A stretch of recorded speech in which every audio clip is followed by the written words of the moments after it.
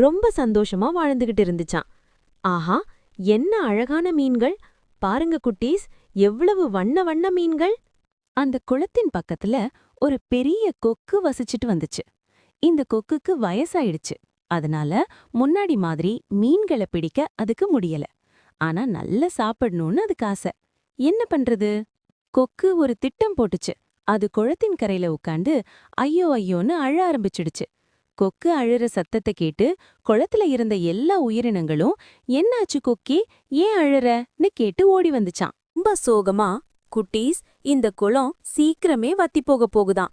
ஒரு ஞானி வந்து என்கிட்ட சொன்னாரு, நீங்க எல்லாம் இங்கேயே தண்ணி இல்லாம செத்து போறத பாக்க எனக்கு மனசே இல்லன்னு சொல்லிச்சான்.